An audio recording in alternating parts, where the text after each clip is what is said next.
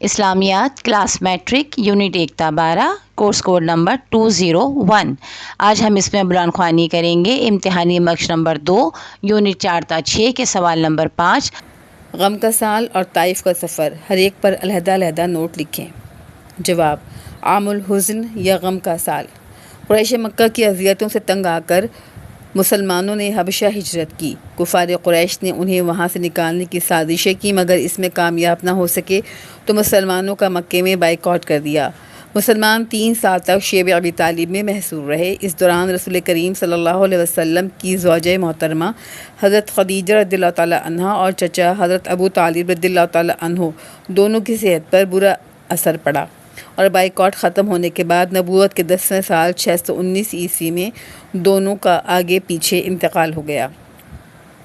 یہ صدمات چونکہ نبی کریم صلی اللہ علیہ وسلم کے لیے بہت بڑے تھے، اس لیے آپ صلی اللہ علیہ وسلم نے اس سال کو عام الحزن یعنی غم کا سال قرار دیا۔ طائف کا سفر۔ پس منظر: قریش مکہ کی جانب سے اسلام کی دعوت ٹھکرانے کے بعد نبی کریم صلی اللہ علیہ وسلم نے دوسرے علاقوں اور قبائل کو دعوت اسلام دینے پر غور کیا، اور اس سلسلے میں ان کی نظر انتخاب مکہ کے قریب شہر طائف پر پڑی۔ سفر طائف۔ طائف کے لوگوں کو دعوت اسلام دینے کے لیے آپ صلی اللہ علیہ وسلم نے 10 نبوی میں حضرت زید بن حارثہ کے ساتھ یہ سفر کیا۔ طائف کا محل وقوع۔ طائف مکہ سے 50 کلومیٹر کے فاصلے پر مشرق کی جانب ایک پہاڑی ہے۔ اہل طائف کا رد عمل۔ نبی کریم صلی اللہ علیہ وسلم نے طائف کے لوگوں کو جب دعوت اسلام دی تو قریش مکہ کی طرح انہوں نے بھی اس دعوت کو قبول کرنے سے نہ صرف انکار کر دیا، بلکہ آپ صلی اللہ علیہ وسلم کو ستانے اور پریشان کرنے میں قریش مکہ سے بھی 2 قدم آگے نکل گئے۔ بنو ثقیف کے معززین سے ملاقات۔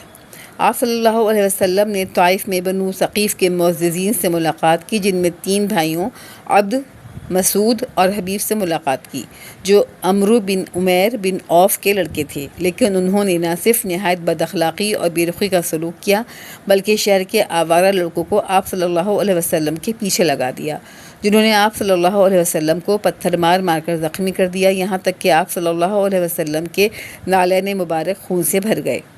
طائف کے باغ میں پناہ۔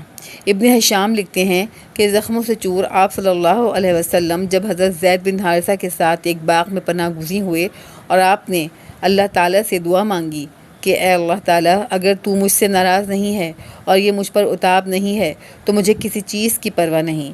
خداوند، تیری عافیت کا دامن بہت وسیع ہے۔ اے اللہ، میں تیری پناہ مانگتا ہوں اس بات سے کہ تیرا مجھ پر غضب پڑے اور پھر عتاب نازل ہو۔ تجھی کو منانا ہے، اور اس وقت تک منانا ہے جب تک تو راضی نہ ہو جائے۔ حضرت جبرائیل علیہ السلام کی آمد۔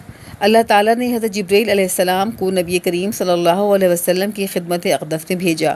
حضرت جبرائیل علیہ السلام نے نبی کریم صلی اللہ علیہ وسلم کی خدمت اقدس میں حاضر ہو کر کہا کہ اگر آپ حکم کریں تو ان دونوں طرف کے پہاڑوں کے درمیان ان گستاخ اور بے ادب لوگوں کو پیس ڈالوں۔ آپ صلی اللہ علیہ وسلم جو رحمت للعالمین ہیں، انہوں نے حضرت جبرائیل علیہ السلام کو جواب دیا کہ مجھے ان کے آئندہ نسلوں میں مسلمان پیدا ہونے کی امید ہے۔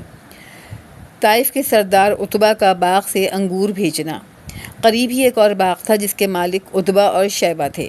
جب انہیں پتہ چلا کہ طائف کے لوگوں نے مکہ کے ایک معزز کے ساتھ ناروا سلوک کیا ہے تو انہیں غیرت آئی، مگر ہمت نہ ہوئی کہ خود آپ صلی اللہ علیہ وسلم کی خدمت میں حاضر ہو کر معذرت کرتے۔ انہوں نے اپنے غلام عداس کے ذریعے آپ صلی اللہ علیہ وسلم کو انگور کا خوشہ کھانے کے لیے بھیجا۔ آپ صلی اللہ علیہ وسلم نے بسم اللہ الرحمن الرحیم پڑھ کر جب اسے منہ میں رکھا تو عداس حیران ہوا، اور اس نے کہا، یہ کلام تو یہاں کے باشندے نہیں بولتے۔ آپ صلی اللہ علیہ وسلم نے اس سے پوچھا کہ تم کہاں کے ہو اور تمہارا مذہب کیا ہے؟ عداس نے جواب دیا کہ وہ عیسائی ہے اور نینوا کا رہنے والا ہے۔ آپ صلی اللہ علیہ وسلم نے اسے اسلام کی دعوت دی، جسے اس نے قبول کر لیا۔ جنوں کا قبول اسلام۔ طائف کے سفر سے واپسی پر جنوں کے ایک گروہ نے اسلام قبول کیا۔ حرف آخر۔ آپ صلی اللہ علیہ وسلم نے حضرت زید بن حارثہ کے ساتھ طائف کے سفر میں 10 دن گزارے۔